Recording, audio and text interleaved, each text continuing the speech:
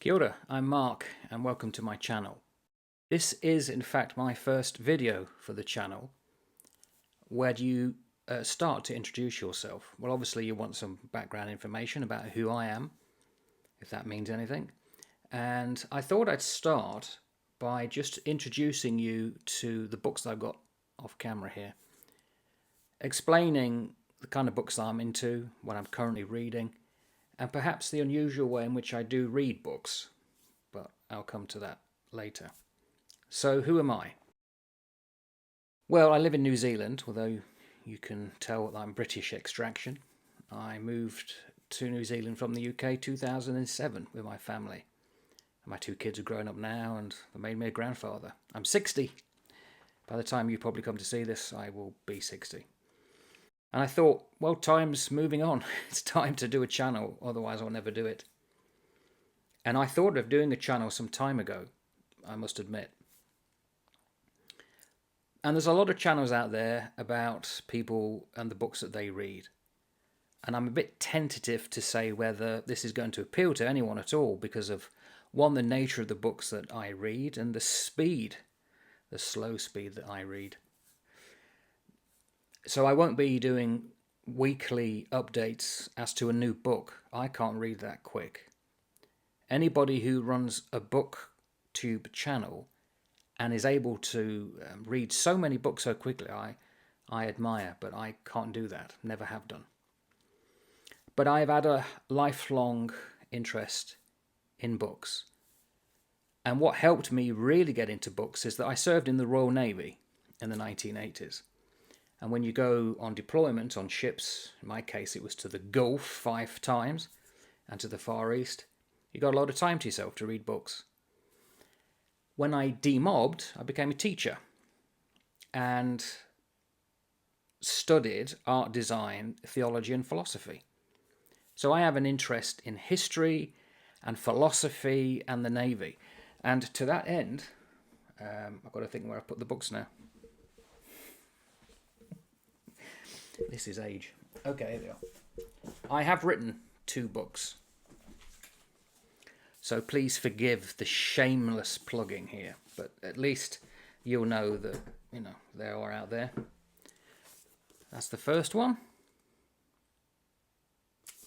And that's the second one. The second one came out in 2019. I wrote them in quick succession. And boy, does it take a lot out of you. I admire people who just write for a living. It's tiring. So much so that I've been pretty much not in the mood to write any other books. I've written a third one, but I've not sought yet an agent. I may get there. It's a novel. So it would probably be useful just to say hello and welcome and thank you for listening. So what kind of a book person am I? What kind of books am I into? Well, up front, there are 1 or 2 recent books that I like. Generally, they tend to be old, and certainly from the classical era. I said more up to date. This is one currently I'm reading. With this one, I'm about a fifth of the way in. And it's a period that interests me very much, the Crusades. It's not the first book I would have read. It's not the first book I would have read of its type. Currently reading that one. I've got so many books here to show you. I studied philosophy and theology. I'm not religious. I'm an atheist. In fact, I'm an atheist who believes in God. Work that one out. Currently reading this one, the Bhagavad Gita. It's probably my 4th or 5th time I'm reading. Currently got that far, made a few notes, and looking forward to rereading about Arjuna and Krishna and all the wisdom that's contained in this. That's that one. Currently, on the go, I've got about 9 or 10 books. So you've got those 2. I've also got this one, Samuel Pepys, or Pepys, depending on how you want to pronounce his name, Arthur Bryant, and it's about the second time he becomes the Secretary of the Admiralty. If you're not interested in that, then it's just going to leave you cold. This is from about 1956, I think it is. I'm almost finished. Interesting book. Something to talk about. And certainly that period in time. This one I got from an op shop or second-hand shop in the local area. The complete works of William Shakespeare. The equivalent of it I'd read before, different version, much more up to date. This is pretty stained, as you can see. But I'm just rereading it for the witticisms and some of the, there you go, wonderful wordplay that Shakespeare uses. The air breathes upon us here most sweetly, and you assume that would be polite, as if it had lungs and rotten ones, or as 'twere perfumed by a fen. That's the Tempest. And I'm really looking forward to jumping back into this. And again, for future episodes, a lot to talk about. The power... God, my chair, don't have creak. Okay, what else have I got to introduce myself? The Real Middle-earth. This was given to me by a dear mate of mine who we served in the Navy together. He's into books as well. I have another channel, but I'll flick a link to that if anyone's ever interested. And this is interesting. I've read this before, and he gave it to me as a gift because, as you'll see in a moment, I am rereading Lord of the Rings, probably for about the 10th or 11th time. And this gives you the background as to the Celtic culture, or the Anglo-Saxon, I should be more exact, and their use of words like Middle-earth and Orc and Ich and whatever, which influenced Tolkien. This is another find. Well, it's not a find. This one is bizarre, actually. There you go, it's the Nagel Journal. Nagel was a real man. He was an American. And he has the distinction of, at the time he was alive, to have served alongside George Washington and Nelson. Because he, well, you could almost say he fell into the Royal Navy to get out of prison. And his story beggars belief. It's a true story. It's his journal. And he was shipwrecked at Norfolk Island, which is in the Pacific, not far from New Zealand, really. He became a press master, owner of a whorehouse, and it gives us his account of the times that and the things that he saw. And it's just unbelievable that some person could go through that in their lifetime. Now, how I found this is quite unusual. I happened to come across him. I'd never heard of him before, despite the fact I've written 2 books of the era. And I looked it up and I thought, can I get a copy of his journal? Because it was relatively new when it was found somewhere in Australia in some papers. And what happened was there were very few places that I found anywhere in the world that had a copy of this. But one bookstore, of all places, 5 kilometres from where I live, had it. Go figure. So, there you go. Great find. Sounds like a creaking ship. I'm going to have to lubricate this chair. This is another book. Norton Anthology. I'm about that far in and currently reading The Madness of Tristan, Tristan and Isolde. Beowulf is one of them. Ones that I've really enjoyed here is The Dream of the Rood. Wonderful. So again, great books. I've got the whole collection here somewhere.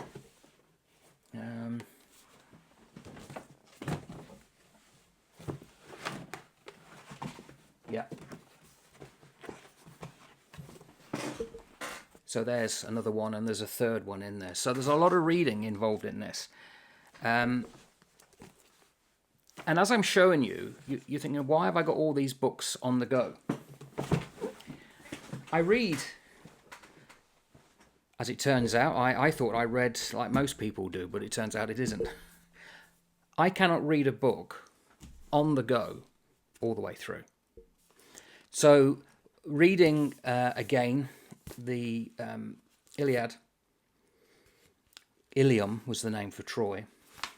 I'm about that far in, and it's a wonderful book. And of course, if you've ever read the Iliad, you'll know that the English version loses a lot in translation, but you still get a real sense of the beauty of the language that's used.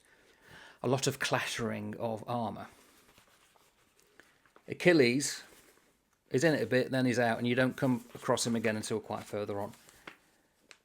But I couldn't read this in one go. Not that big. So what I tend to do is I will read 2 or 3 pages at the most, put it down, and then go to the next one. 2 or 3 pages of that. So the next one after this is The Lord of the Rings. About my 5th or 6th time going through this. I did try to read this in one setting, and it just exhausts the mind. I can't do it. So with this, I've been, again, 2 or 3 pages. I'm currently at the Sign of the Prancing Pony at the beginning, and trying to take in more of the rhythm, and with this reading, the role of Samwise, because he's more important than you would think, and how he really directs things. And again, with books, you could read this all the way through, as I have done many times, and missed the idea that there are forces involved to assist the fellowship that you probably wouldn't necessarily pick up on a quick reading. And that's why I take my time. And I'm finding it that I don't get tired so much, and it's much more enjoyable. Okay, so you've seen the Iliad and Lord of the Rings. What else have I got here? There's 3 of these. Got it in a thrift shop. And this one, it's interesting. It's quite pedestrian in the way it puts things across. But what I'm reading it for is another love of mine. And that is the Russian Revolution, or revolutions. Because there was one in 1905 and then one in 1917. 2, actually. And it gives a real good overview of not just the British, but all the countries involved in world history. There you go, Martin Gilbert. Really good. And it's unlike most histories that you would get then and now. History as a subject has really altered quite a lot. And the final one to show you, and this is just a pretty much, again, I mentioned I like philosophy and theology, although I'm not religious. I believe in God, but I don't follow any religion. But I'm reading this, again, a big book, and lots of notes. So they are the books that are currently, that I'm going through, and potentially may talk about in the first few videos as I go forward. They'll be infrequent. They'll be now and then when I can produce a video. Just me talking to the camera. Not much of a background. Apologise. But hopefully we'll just give this old fella his point of view, his ideas of what is good. Well, no, I don't want to do that. I don't want to rank or rate books. Not because I've written books. I'm more than happy to have my books slaughtered or thought good about. But I don't like doing that because a lot of these books have been around for a long time. They don't require someone like me to come along and say, oh, I don't rate this and I wouldn't recommend you read it. I think you should read any book you come across because it will have something to give you. For instance, this is a wonderful thing. And if you're into the classics and you want to have a go, get something like this to give you an overview of the kind of books that you could read and what books to read. The classics are classics not because they're necessarily good, but because they've survived, especially those from antiquity. So they're important, even though you may not necessarily like them. What I would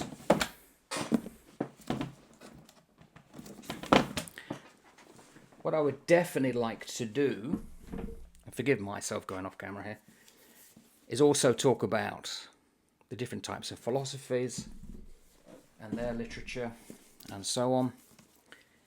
And just really speak to camera, if nothing else, just for my own benefit, of what I found particularly pleasing at the time I've been reading something.